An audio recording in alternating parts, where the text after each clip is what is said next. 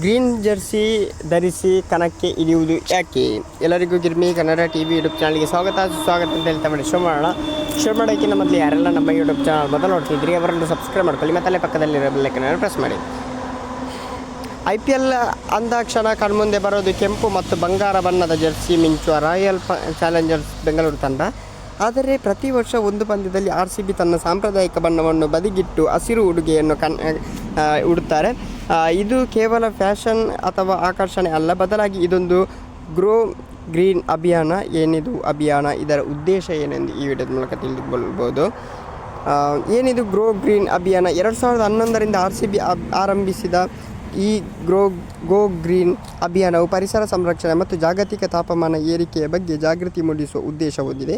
ಈ ಜರ್ಸಿಯ ಕೇವಲ ಬಣ್ಣದಿಂದ ಮಾತ್ರ ಹಸಿರಲ್ಲ, ಅದರ ತಯಾರಿಕೆಯಲ್ಲೂ ಪರಿಸರ ಸ್ನೇಹಿ ತಂತ್ರಜ್ಞಾನ ಅಡಗಿದೆ. ಮರುಬಳಕೆ ಜರ್ಸಿ.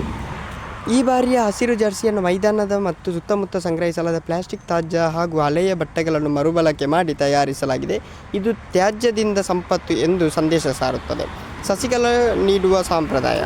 ಟಾಸ್ ವೇಳೆ RCB ನಾಯಕ ಎದುರಲ್ಲಿ ತಂಡದ ನಾಯಕನಿಗೆ ಸ್ಮರಣಿಕೆ ಬದಲು ಸಣ್ಣ ಸಸಿಯನ್ನು ಉಡುಗೊರೆಯಾಗಿ ನೀಡುವ ಮೂಲಕ ಹಸಿರೀಕರಣಕ್ಕೆ ಒತ್ತು ನೀಡುತ್ತಾರೆ ಅಂತಲೇ ಹೇಳ್ಬೋದು. ಇಷ್ಟೆಲ್ಲ ಕೆಲವು ಇನ್ನೂ ಕೂಡ ಮಾಹಿತಿ ಇದೆ. ಒಟ್ಟಿಗೆ ಲೈಕ್ ಸಬ್ಸ್ಕ್ರೈಬ್ ಮಾಡಿದರೆ ಥ್ಯಾಂಕ್ ಯು ಸೊ ಮಚ್.